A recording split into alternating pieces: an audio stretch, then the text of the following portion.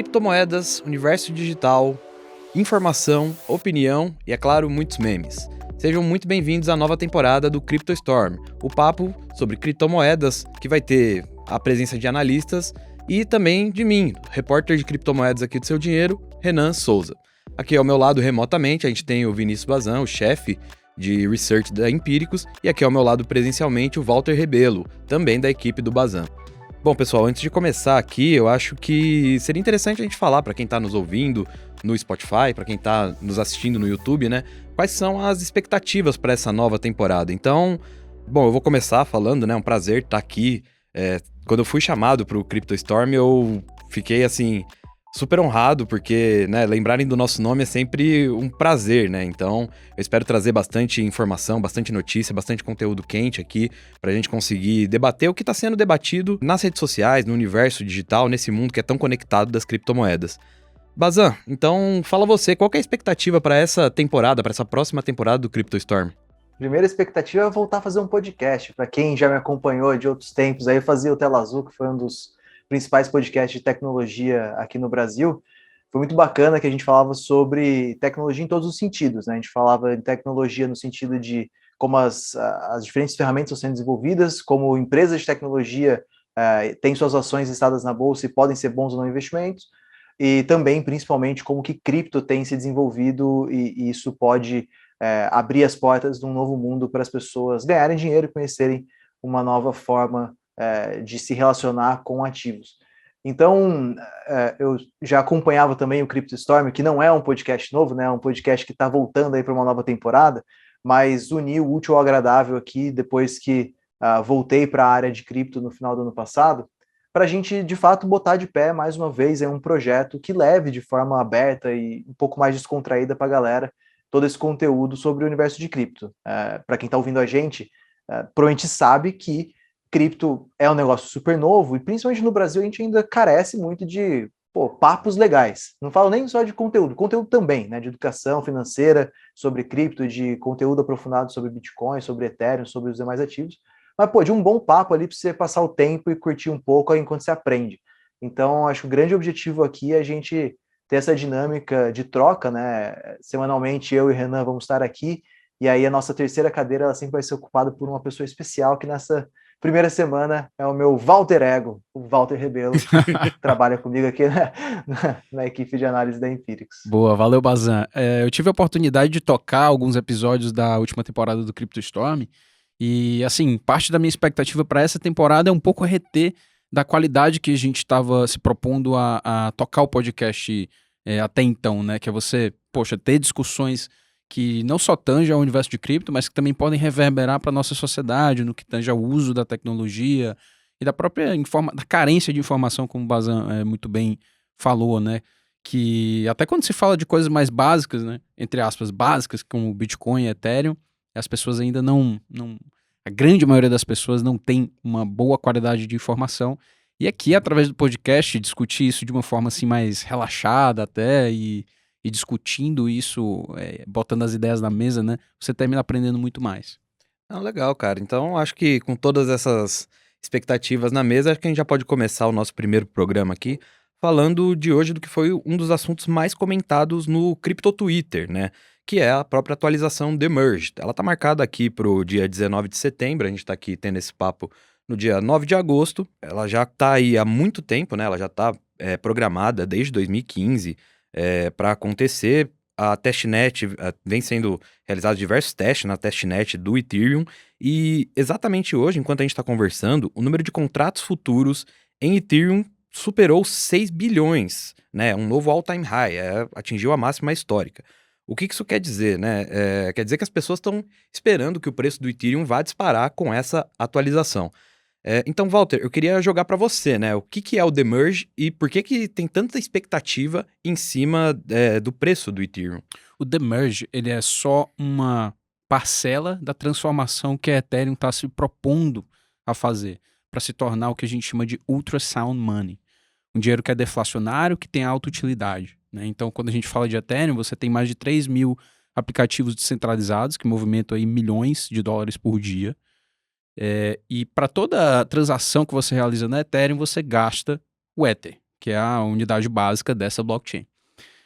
Então, toda a infraestrutura da Ethereum e todo o token economics dela fomenta um ativo que tem muita utilidade, tanto, e a gente está vendo isso progressivamente, né, ao longo do tempo, crescer em adoção, quanto para o investidor, para o lado do investidor, e a gente sabe aqui que no CryptoStorm tem muita gente aqui que investe com a gente, tá justamente atrás disso, né, de um retorno com um ativo que tem fundamento, não só hype, porque a gente entende que também cripto tem essa pimenta aí do hype, né, de muita pegada de mídia social, das pessoas falando.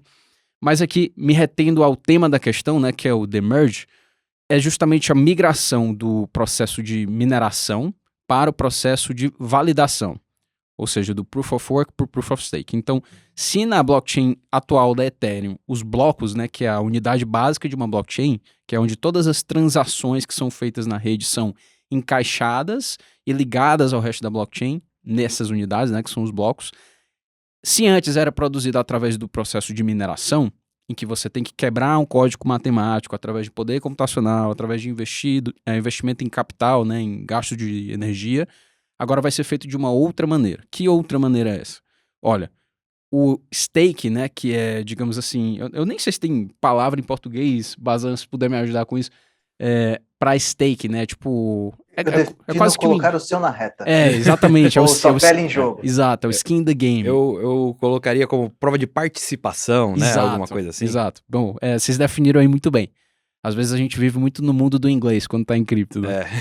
Então, para você ser selecionado, né, aí tem uma função de aleatorização para todos os validadores de quem é que vai produzir um bloco, para construir esse bloco, emblocar transações e propor isso à rede. Para você fazer isso, você tem que ter 32 Ethers. E aí é só você fazer a conta, né? 32 vezes $1.600, vezes a cotação do real, dá aí não sei, por volta de uns 300 mil, por aí. Eu não vou me arriscar nas contas aqui. Enfim, tô chutando números agora. Mas enfim, é um valor alto. Que, se você colaborar junto com a rede, né, de acordo com o que o protocolo, com a série de regras da Ethereum está pedindo, você vai ser recompensado por isso. Se você não performar de acordo, você vai ter o que a gente chama de slash, né? Você vai ter uma parte do seu na reta, uma parte da sua conta lá que você depositou, slashed, né? Cortada. Ou seja, você vai ser punido por não estar colaborando como o esperado pelo protocolo. Então, quais as consequências do demerge, né? Você vai ter uma maior segurança e um menor gasto de capital para você ter essa segurança.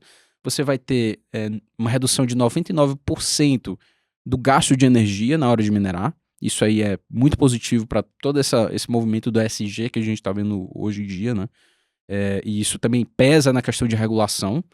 Quando a gente pensa em, por exemplo, governos, né, criticando Proof of Work e tal, emissão de gás carbono, isso aí é uma outra discussão.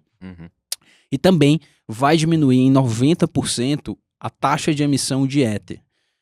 E aí, na hora que você faz a conta, né, utilidade mais queima de Ethereum, mais redução de emissão, você tem um ativo que é deflacionário, um ultrasound money. Eu queria adicionar um negócio aqui, já bagunçando a tua pauta, porque eu quero ser o cara chato desse podcast. Tá certo, perfeito. Porque eu vou ser a pessoa que vai falar que esse negócio tá muito complicado, né? Eu sei que, obviamente, tem bastante gente que já seguia o CryptoStorm, que vai passar a seguir, já conhece desse mercado, mas a gente tem essa missão aqui de levar também um conteúdo que seja palatável, seja tranquilo ali para a pessoa ouvir na hora que está lavando a louça. Então acho que é bom sempre a gente voltar e se beliscar em alguns termos, porque é um assunto super complexo, né? Eu estava pensando, se você volta um pouco na história da internet, existe muita relação entre a internet e cripto, né? A gente sempre vê isso em notícias e tal, e tem um motivo. A internet ela é toda baseada em protocolos de comunicação. São padrões que fazem com que as pessoas consigam se comunicar de um ponto até o outro. Então, o HTTP, por exemplo, é um protocolo padrão da internet. E dentro de cripto, a gente fala também em protocolos, que também são protocolos de comunicação, no caso, para transferência de dinheiro. Então, existe uma relação que é quase a mesma coisa.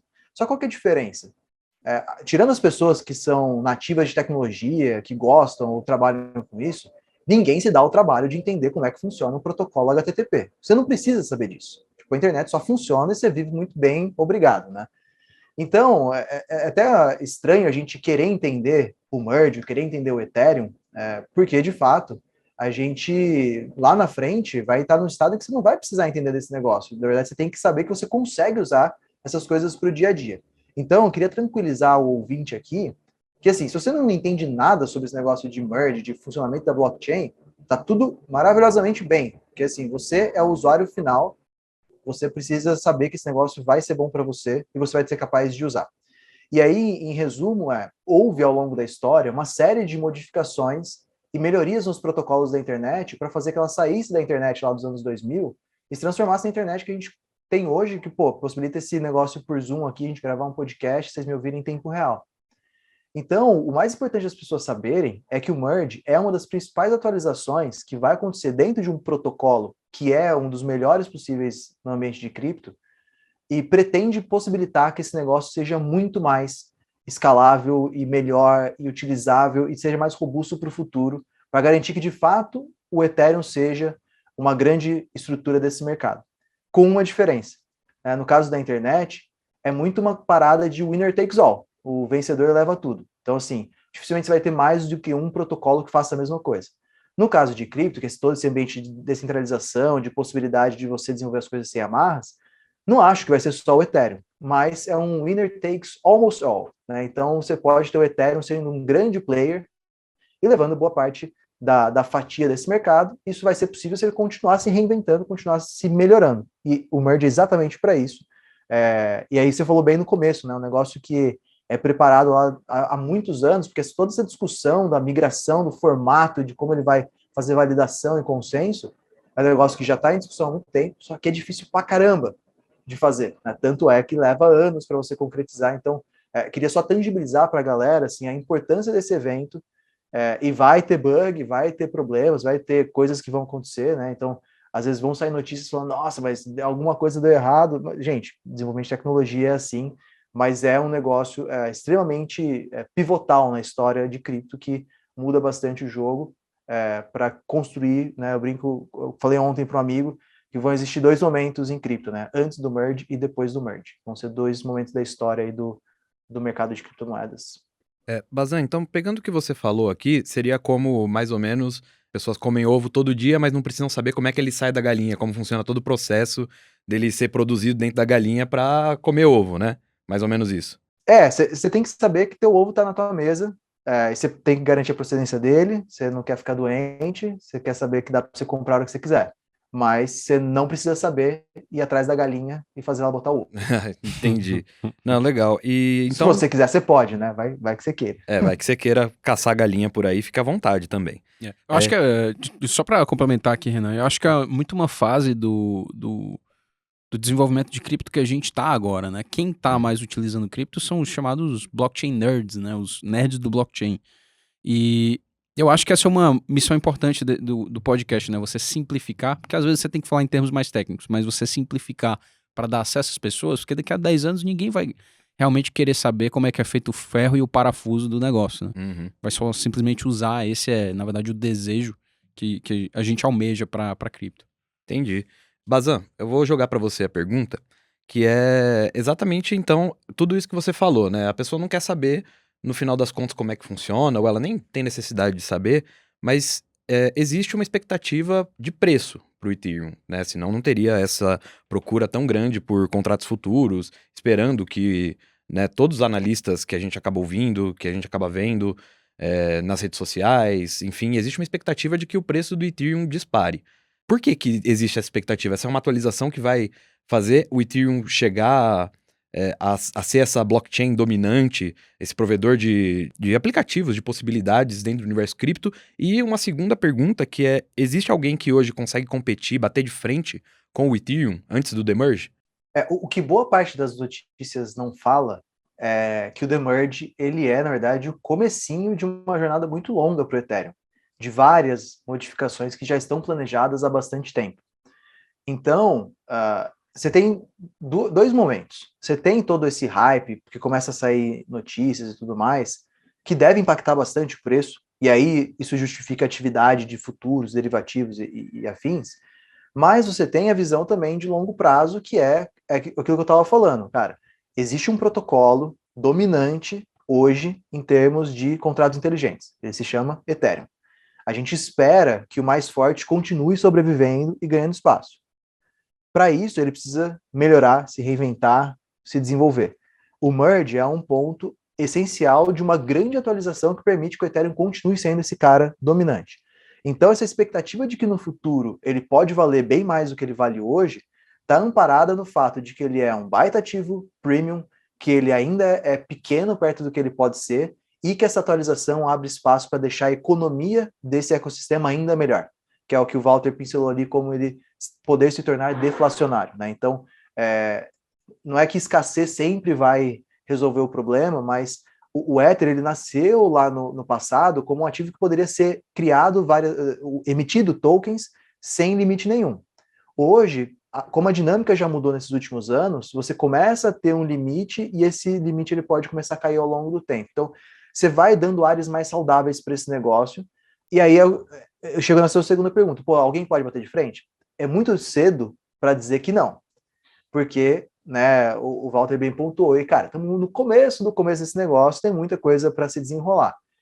Mas, ainda hoje, eu não vejo nenhum protocolo que tenha o histórico, o tempo, a prova social e tecnológica que o Ethereum tem. Então, eu acho que o Ethereum é tipo um grande desbravador que vai mostrando as coisas que podem ser feitas na escala que ele tem. Você vai ter outros protocolos que vão até fazer coisas mais inovadoras antes, mas eles vão ter o grande desafio de fazer isso no tamanho, na capacidade e escalabilidade que o Ethereum tem hoje, que nenhum outro protocolo tem, né? Eu acho que eu acrescentaria capital intelectual. Porque o que essencialmente a gente está falando aqui, né? Ethereum é um protocolo. O que é um protocolo? É uma série de instruções em que você pode programar em cima dessas instruções de forma a criar um produto, criar um serviço. E esse serviço ele vai ser acessado através do token Ether. Em suma, é isso. Então, sem complicações, né? Como é que você atrai mais aplicativos, mais serviços, mais produtos para aquele protocolo? É criando uma facilidade para programadores, é tendo um programa de incentivos, é tendo uma comunidade que é forte, é fomentando demanda, é tendo uma economia de token que é saudável. E a gente vê todas essas qualidades para o Ethereum agora e conforme a gente vai avançando nesse plano de ação que se chama Ethereum 2.0, do qual o The Merge é uma fase. Walter, aí jogando para você de novo, né? Na sua opinião, tem algum protocolo alguma criptomoeda que hoje consiga bater de frente com o Ethereum, levando em conta tudo isso, né? Que o Ethereum é a maior das criptomoedas, não é a maior no sentido de a mais legal, mas foi a pioneira nesse setor, tem escalabilidade, tem crescimento, tem desenvolvedores, tem algum protocolo que hoje, se ganhar corpo, ganhar tração, vai conseguir competir de frente, ou você vai na do Bazan e é muito cedo para dizer ainda? É muito cedo para dizer, mas dois, se eu fosse botar aqui o meu na reta, eu diria que não tem um que vá bater o Ethereum, pelo menos não num curto espaço de tempo, né, sei lá, 5 anos. Tá, que muita coisa vai mudar, com certeza, especialmente em um ambiente tão mutável e de tecnologia como é a cripto. Mas devido a essa tração de capital intelectual que a Ethereum tem, de comunidade, de uma série de protocolos que já estão desenvolvidos ali, de uma crescente, porém nova atração de bancos e instituições off-chain, né, que não estão na blockchain, para com o Ethereum, eu não vejo ainda nenhum protocolo vindo a bater de frente com ela. Especialmente frente a todas essas atualizações. Vai ser uma coisa, para mim, muito parecida com o que é a Google hoje em relação às startups. Você pega o Waze, por exemplo. O Waze, quando ele nasceu, ele não era da Google. Ele dava um pau no Google Maps. Tipo um pau. Era muito melhor do que o Google Maps. Ainda eu continuo achando que ele é melhor. O que a Google fez? Comprou. Ponto. Aí você pega o Snapchat. Snapchat, pô, aquela feature que é tipo Stories, pô, legal, não sei o quê. Mark Zuckerberg, quero comprar você. Ah, não quero. Tá bom, não quer? Beleza, tem Stories em todo lugar agora. Tem no WhatsApp, tem no Instagram, tem no Facebook.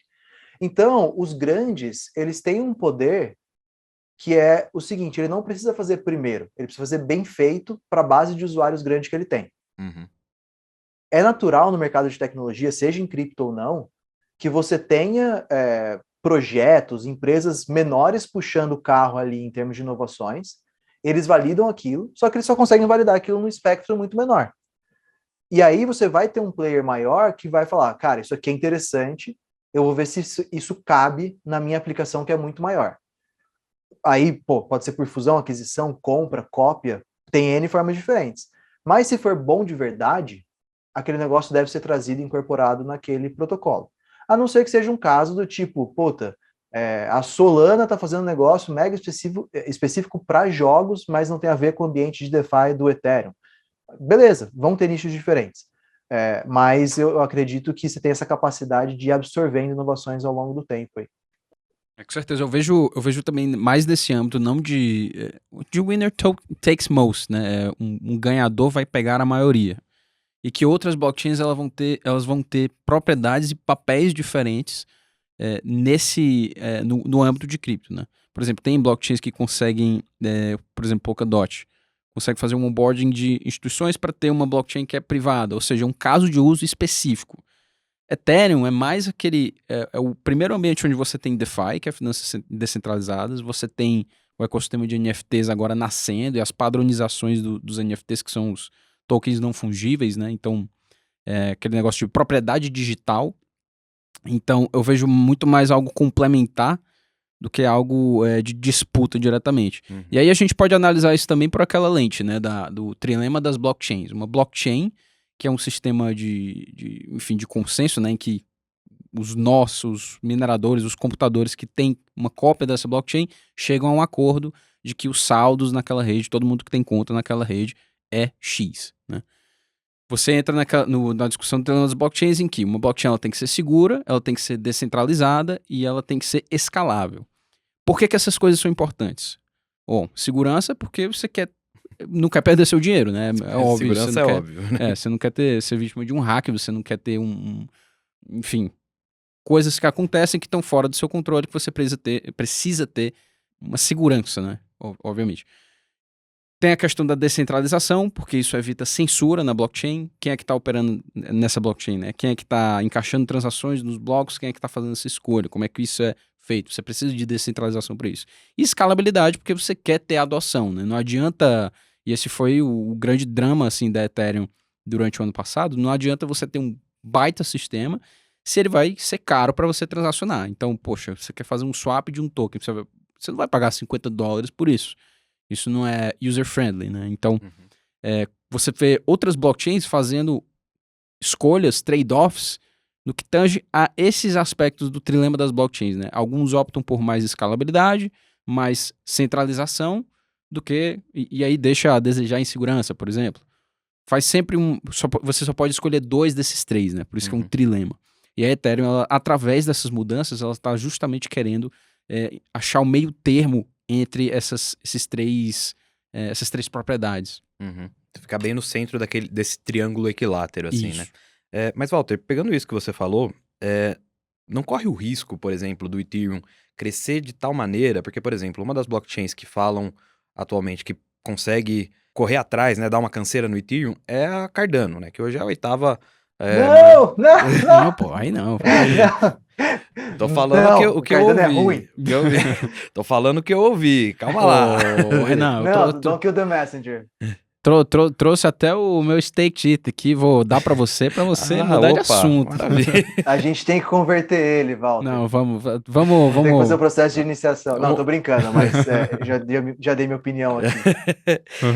Mas, bom, a gente tá aqui com NFT físico, né? Aproveitando o papo sobre Ethereum. Mas não corre o risco de, por exemplo, uma grande blockchain como é o Ethereum acabar pegando outros projetos, assim, fazendo como o Google fez. Sair... se eu não vou sair comprando, eu vou copiar, e aí isso acabar gerando uma canibalização no mercado. Porque, por exemplo, outras blockchains podem chegar e falar, então eu vou copiar simplesmente tudo que tem, vou tentar resolver um desses problemas, um desses trilemas, e seja o que Deus quiser. E aí acabar rolando uma canibalização do mercado como um todo, e a gente acabar tendo uma estagnação nesses projetos, porque todo mundo vai querer ser o maior, todo mundo vai querer buscar o topo. E aí, né, só que tá todo mundo fazendo a mesma coisa, isso não vai acabar gerando, sei lá, problemas pro próprio mercado? Acredito que não. Peraí, eu não sei se eu entendi bem a pergunta, Renan. Você tá dizendo que, tipo, concorrência vai gerar canibalização do mercado? Tipo, eu não entendi o ponto. Não, por exemplo, uma grande rede como o Ethereum acabar comprando ou copiando outras criptomoedas e fazendo Acho mais fácil o inverso. o inverso? Aliás, por exemplo, você tem grandes forks, né, que a gente chama. Por exemplo, você copia um protocolo e aí você tem simplesmente uma cópia dele. Se vai ter valor monetário ou não, aí vai depender do uso, né? Vai depender da demanda e se as pessoas acreditam que de fato aquilo ali tem valor. Logicamente, eu estou simplificando bastante aqui a conversa, né? Mas é uma das maneiras que a gente já viu essas coisas acontecendo, né? Você fazer forks de redes e essas redes elas terem incentivos para tentar atrair usuários, e elas fazem isso através de emissão de tokens, só que, no geral, elas não são sustentáveis. Vazando, você queria falar? Tem uma forma que eu gosto de explicar e responder essa pergunta, que é o seguinte: você falou do Cardano. Uhum. O Cardano tem um mérito. O Charles Hoskinson, né, o fundador do Cardano, ele é um baita palestrante. Fala muito bem. Ele fala muito bem. Já vi ele ao vivo mais de uma vez e, cara, você sai convencido.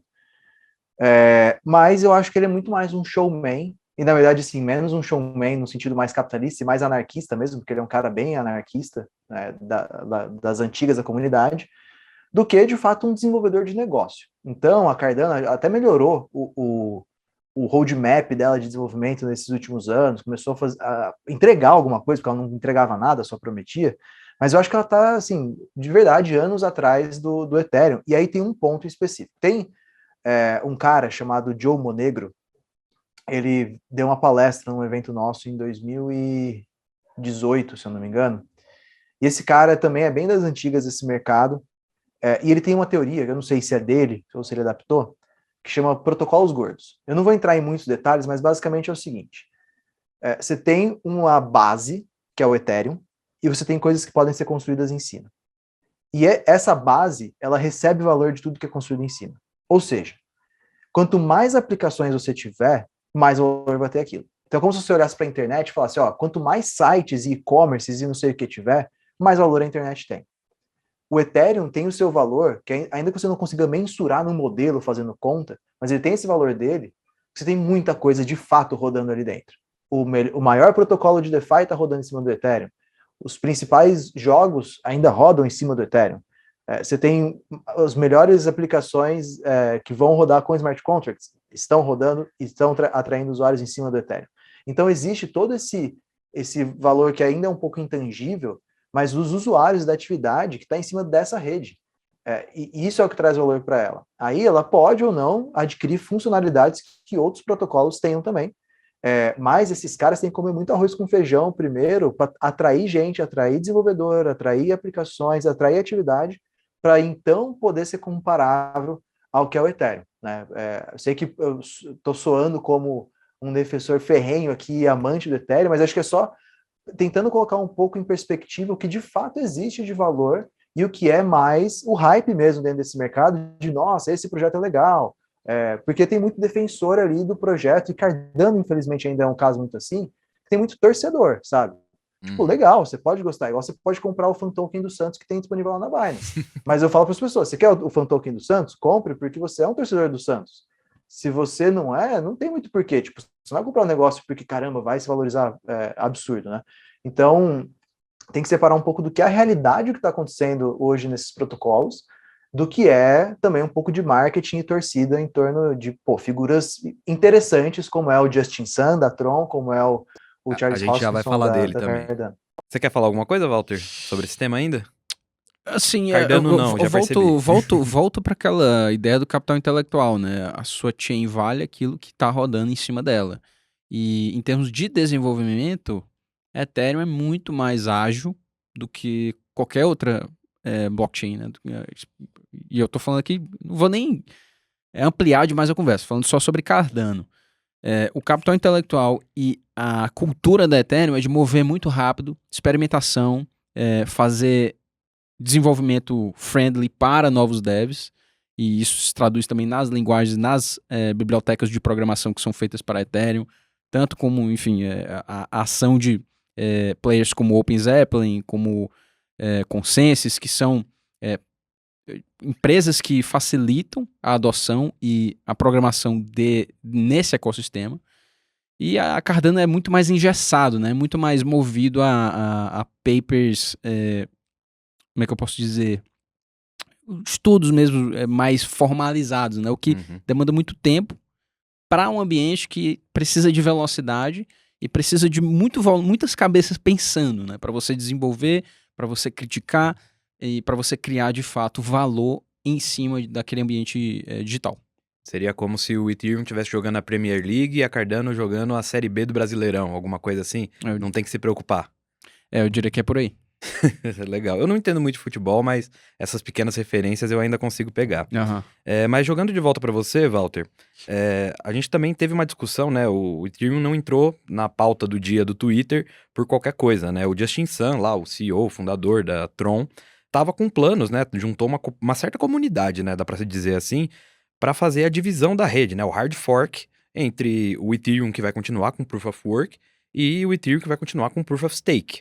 Isso gerou um rebuliço, uma certa preocupação, né, exatamente dos usuários, da própria rede, de o que isso poderia acarretar para o preço do Ethereum, né? E acabou não indo para frente esse tipo de coisa, até porque a Chainlink e outras plataformas como a Circle também falaram que não vão aceitar uma rede Proof of Work, justamente por aquilo que você falou do ESG, a redução de emissão, redução de consumo de energia elétrica. Mas o hard fork, ele né, essa divisão, ela é traumática para a rede, né? O Bitcoin já passou por divisões assim, o próprio Ethereum também, por essas divisões, mas ela é traumática para a rede, né? Isso, por que existe uma preocupação com isso, né? Por que isso seria um problema agora? É porque, assim, só para quem tá mais verde ainda nesse assunto entender, o que é uma blockchain, né? A blockchain quando a gente fala de Ethereum como protocolo, o blockchain é só uma parte disso. Então você tem uma série de outros protocolos, como por exemplo, comunicação P2P, enfim, eu não vou entrar aqui para não ficar muito nerdolas o papo. Mas é o seguinte, todos os computadores que estão mantendo essa blockchain, né, uma cópia da blockchain, eles entram em consenso uns com os outros. Olha, o Renan tem X de saldo aqui nessa blockchain, o Bazan tem Y de saldo aqui nessa blockchain. Para você atualizar esse saldo, né, vamos dizer que você faz uma operação. Você manda uma operação, essa operação fica ali no que a gente chama de mempool, que é um aglomerado de transações que estão esperando para ser processadas por essa rede. Um minerador, que é o sistema atual agora da Ethereum, né, pelo qual você cria blocos, você legitimiza essas transações que estão esperando para ser validadas. Eles falam assim, olha, eu vou pegar essa transação, vou gerar aqui um código para quebrar essa criptografia, opa, fechou, consigo linkar esse meu novo bloco com o resto da blockchain. Outros nós que estão validando também, agora está na minha vez, eu propus esse bloco primeiro, vocês aceitam? Aceitamos. Opa, o sistema me recompensa com uma emissão de X Ethereum, certo? Então, bem aí a gente já entende que tem um player se beneficiando dessa atividade de como o protocolo é feito, da mineração. Então, ele investe em capital, ele investe em máquina, ele investe em gasto de energia, ele investe em locação de terreno. Então, ele fez um baita investimento para ele ter um retorno através dessa mineração. O que o Ethereum está fazendo? Ele está falando, olha, esse aqui não é o sistema de consenso, né, o sistema em que a gente quer utilizar para você criar blocos, não mais. A gente vai mudar agora para Proof of Stake. Por quê? Por todas aquelas características que a gente já mencionou, né? Redução de energia, faz mais sentido para a economia do token, é mais seguro. Novas criptomoedas já estão adotando esse sistema também, sim, né? Sim, várias outras. Só que tem uma diferença entre você adotar o Proof of Stake cedo numa blockchain e mais tardio, já com uma economia bem mais saudável, que é o caso da Ethereum. Né? Então, quando você faz essa transição, vai ter gente que não vai gostar, né? Que é o minerador que estava ganhando dinheiro antes. Então ele vai falar, olha, mineradores, vamos se juntar aqui e a gente vai forcar essa blockchain. Ou seja, a partir daquele ponto em que você transiciona para o Demerge, os mineradores eles vão manter uma outra cópia da blockchain, que é como ela vai ficar ali a partir daquele ponto em que transicionou para o Demerge, né? E aí você cria essa briga, olha, não, a gente quer ficar aqui nesse sistema de Proof of Work e a gente vai tentar fazer um lobby aqui, atrair o máximo número de desenvolvedores, o máximo número de pessoas para trazer o valor real para cá. Essa é uma tentativa dos caras sugarem aí um último suquinho que tenha para eles conseguirem um investimento, né? E o que acontece quando você forca uma blockchain? Você tem essencialmente uma cópia de tudo. Então, quando a gente fala, por exemplo, de stablecoins centralizadas, como o USDC, né? Que Elas funcionam basicamente assim, pessoal. Você deposita $1 lá, ela cospe $1 na blockchain com o nome USDC, representando o valor de $1 lá na blockchain. Então, teoricamente, nesse fork, né, do Proof of Work, você teria um USDC que está replicado. Ou seja, você tem $1 real e você tem $2 digitais, né? Então vai partir da stablecoin, né, da empresa que está emitindo essa stablecoin, de decidir para onde ela vai dar valor. E, aliás, as duas maiores, né, que é a Circle e a Tether, já falaram que vão apoiar o fork de Proof of Stake. Então, eu diria que isso é muito mais uma tentativa dos mineradores de sugar um último prospecto de retorno sobre o capital que eles investiram, do que algo que vai ter de fato um valor real, porque toda a comunidade, toda a infraestrutura, todos os desenvolvedores estão apoiando o fork de Proof of Stake, que é algo que já estava sendo discutido há anos dentro da Ethereum, e esse fork, né, do Proof of Work já é algo que também foi pensado bem de antemão também. Uhum. Não, bacana. Então, bom, já encaminhando para o final aqui, vou lançar a pergunta que não quer se calar para o Bazan, né? Já falou de Cardano, a gente falou bastante de Ethereum aqui. Então, Bazan, bullish ou bearish? Uma recomendação da semana, assim, para o investidor dar uma olhada, para ele ficar por dentro do que está acontecendo no universo cripto. Uma recomendação que você acha mais interessante e uma recomendação que você colocaria ali um pouco na reserva. Ethereum e Cardano. Não vou divergir muito do que a gente já falou. Muito Fica bom. de olho em Ethereum, se você não tem, você já deveria estar olhando. Lembrando, obviamente, que, pô, beleza, surfar o hype é super interessante nesse momento, acho que vale a pena, mas é um ativo para você ter por décadas, né, porque tem muito a entregar, e Cardano, cara, assim, prefiro não ter, né, respeito quem tem, mas eu acho que se eu pudesse escolher escolheria Ethereum, acho que não estaria perdendo nada em relação a Cardano, então, long Ethereum, short Cardano. Legal. Walter, bullish, bearish? Cara, pra não ficar na mesma do Bazan, né, assim, pô, vou falar Bitcoin. Bitcoin porque a gente tá vivendo um momento muito interessante dentro de cripto, né, em que você tá tendo a mudança de um protocolo, daqui a pouco pode ser até trilionário, né, em questão de capitalização de mercado, e é absurdo a transformação que você está vendo. Ao mesmo tempo, você tem um cenário macroeconômico que está apontando que daqui a pouco a gente tem recessão, né? Curva de juros invertida, inflação fora de controle, enfim, uma série de argumentos que, enfim, fogem aqui ao escopo da nossa conversa. Mas para não alongar demais, eu diria que Bitcoin, longo prazo, se a gente está falando de longo prazo, e para botar na reserva, cara, token do Santos. Tem do Corinthians, será? Eu sou corintiano. Eu acho que tem, eu acho que tem. É long only, pô. Vou comprar, então. Só pelo hype, né? Bom, então a gente também tem aqui o meme da semana, né? Que, bom, na semana passada o Ethereum disparou 14%, né? O Bazan sabe bem como é que é. E aí mandaram no nosso grupo, né? No Discord, que a gente costuma compartilhar algumas notícias aqui, essa imagem, né? O Ethereum dispara 14% na semana. Meu chefe pergunta: por que você tá atrasado? E eu já olho a sua boca, né? O cara já fica, me respeita, porque Ethereum disparando, eu já ia falar Cardano disparando, olha só. Contra tudo e contra todos. Ethereum disparando, o cara sai do próprio emprego, né? Bom, pessoal, a gente vai finalizando por aqui. Walter, muito obrigado por participar hoje do CryptoStorm. Mas só uma coisa aí, para que você, ouvinte, não seja o meme da semana, não faça igual o sapinho do meme. Não vai abandonar seu emprego porque cripto tá subindo, tá? Alocação consciente sem fazer loucura. Não vai penhorar sua casa. Você como ouvinte aqui. É 5% no máximo, né, Bazão? É um número mágico. A regra de bolso. Isso aí. Regra de bolso, tá certo. Bom, agora sim, indo pro final. Walter, muito obrigado por participar do CryptoStorm hoje, o primeiro episódio da temporada. Bazan, muito obrigado mais uma vez pra gente estar aqui pela primeira vez e que espero que sejam muitas outras, não é verdade?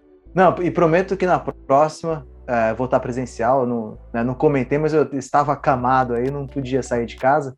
Mas ainda bem que a gente tem tecnologia em 2022, né? Mas no próximo vou estar aí no estúdio pra gente falar tudo aí sobre cripto. Eu senti sua falta, hein, Bazan? Vou cobrar da próxima você tá aqui presencial. A gente vai ter que chamar o Walter mais algumas vezes aqui pra gente compensar isso, não é verdade? Logicamente, é um prazer estar aqui de volta nessa nova temporada que promete muito. Maravilha.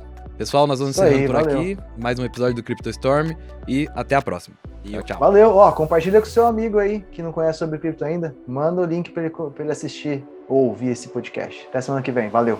Até, tchau.